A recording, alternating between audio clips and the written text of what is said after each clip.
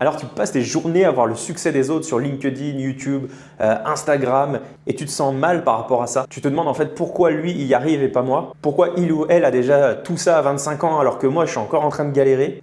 Aujourd'hui je vais t'expliquer pourquoi cette comparaison en fait elle te détruit. Et surtout comment t'en sortir définitivement parce que la réussite, la vraie réussite, celle qui dure, elle ne se compare pas à celle des autres. Donc la première des choses, tu vois, c'est cette notion de comparaison. En fait, quand tu regardes les réseaux sociaux, forcément, ça crée de la frustration chez toi puisque ce qu'on affiche sur les réseaux, c'est ce qu'on a bien envie de montrer. Et souvent, on a plutôt envie de montrer nos réussites que nos échecs. C'est quand même plutôt naturel. Ce qui se passe, c'est que ce que tu vois là sur les réseaux, c'est ce qui se passe à l'extérieur. C'est les résultats manifestés d'un point de vue matériel. Et en fait, tu viens comparer comme ça des résultats choisis extérieurs qu'on veut bien te montrer avec toi, ta réalité en fait intérieure. Et le truc, c'est que ton chemin n'est pas celui des autres. Les difficultés que tu dois rencontrer sur ton parcours, elles sont bonnes pour toi, pour te permettre d'apprendre des choses et de passer au niveau supérieur. Ce qui est bon pour toi n'est pas forcément bon pour les autres. Ce qui est bon pour les autres n'est pas forcément bon pour toi. Donc, ne viens jamais comparer ton chemin avec celui de quelqu'un d'autre parce que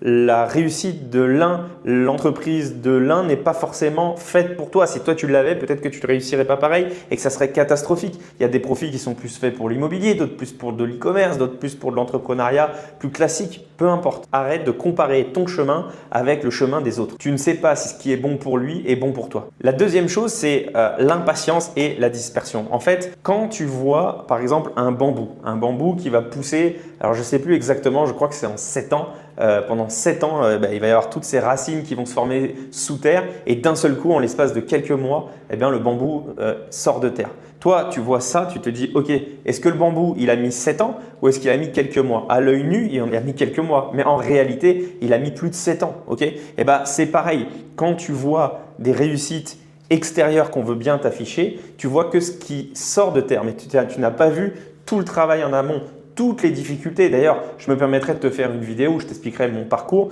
et pourquoi je pense être légitime pour te partager des choses ici sur YouTube. C'est parce que tu vas voir juste un bout qui dépasse du bambou, mais tu ne vois pas tout le travail qui a été fait sous terre pendant ce temps-là. Donc ça, c'est la première chose. Ensuite, c'est que toutes ces réussites que tu vois, toute cette comparaison que tu fais avec les autres, en fait, ça te dévie du chemin. C'est-à-dire, c'est que tu vois le résultat final et t'en oublies de prendre du plaisir en cours de route. T'en oublies que finalement, il faut prendre du plaisir en allant vers l'objectif plutôt que d'avoir l'objectif directement. Regarde, quand tu regardes par exemple un match de foot ou n'importe quel sport, c'est pas quand l'équipe a gagné la Coupe du Monde que tu prends du plaisir. Là où tu prends du plaisir, c'est quand elle est en train de gagner la Coupe du Monde, quand elle passe les quarts, puis les demi, puis les finales, tu vois. Donc, c'est très important de ne pas se comparer pour ne pas rentrer dans de l'impatience en voyant des chemins déjà parcourus. Parce qu'on en oublie que le vrai plaisir, justement, il est dans le chemin en lui-même. L'autre chose, c'est que le fait de te comparer fait que tu te disperses. Parce que tu vois quelqu'un qui a réussi avec l'e-commerce, parce que tu vois quelqu'un qui a réussi avec de l'immobilier, parce que tu vois quelqu'un qui a réussi en faisant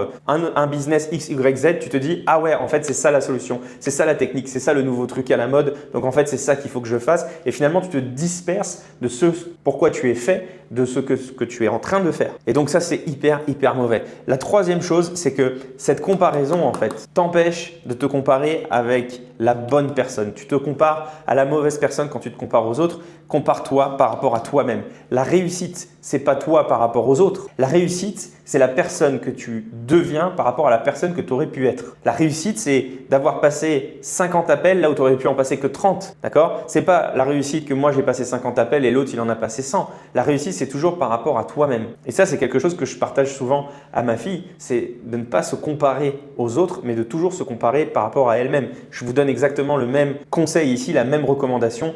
Comparez-vous par rapport à vous-même et pas par rapport aux autres. Le point sous-jacent à ça aussi, c'est de faire ce qui dépend de vous.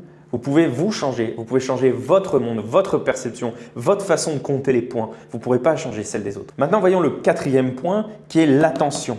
L'attention, en fait, quand vous vous comparez aux autres, ça vous crée bien souvent de la frustration émotionnelle et ça vous fait mettre votre attention sur, quand on regarde les 3 phases de notre vie, notre passé, notre présent, notre futur, ça nous fait mettre l'attention sur ce qui n'a pas fonctionné, sur ce qui ne fonctionne pas et sur ce qui ne va pas fonctionner. Normal, puisqu'on est en train de se comparer par rapport aux autres. On se compare à lui, au même âge ou plus jeune, il a déjà plus que moi. Voyez? Donc, ça ne peut pas fonctionner comme ça. Ou alors, on va comparer notre passé, notre futur. Et donc, en fait, là où on devrait mettre notre attention sur ce qui fonctionne dans notre passé, notre présent, notre futur, eh bien, on met notre attention sur ce qui ne fonctionne pas. Donc, au lieu de vous comparer, essayez de vous inspirer. Alors, j'étais moi-même au départ formateur en méthodologie de productivité et une des choses dont je faisais la formation, c'est la lecture rapide. Et dans la lecture rapide, eh bien, on doit se fixer un objectif avant de commencer une lecture. Si je lis un mail, ce n'est pas le même objectif que si je lis un roman, que si je vais lire un courrier d'avocat. Donc, à chaque fois, l'objectif est différent. Eh bien, c'est pareil, quand vous regardez, quand vous consommez du contenu, posez-vous la question, quel est l'objectif que j'ai? Est-ce que c'est un objectif pour m'inspirer? C'est ce que vous devriez avoir comme objectif. Ou est-ce que je suis en train de subir et je suis en train de consommer pour consommer? Et à ce moment-là, je vais être en train de me comparer et là, c'est pas bon du tout. Et enfin, la dernière chose pour faire le lien justement entre cette notion d'inspiration et cette notion de comparaison, c'est qu'on a besoin des autres. Parce que le but, c'est pas de se dire, OK, c'est que nous, c'est que nous, c'est que nous. On a besoin des autres pour réussir. Vous voyez, est-ce qu'on peut réussir seul? Ce n'est pas possible. Essayez de faire un couple tout seul, de former un couple tout seul. Essayez d'avoir des clients tout seul, c'est-à-dire d'avoir une entreprise sans clients.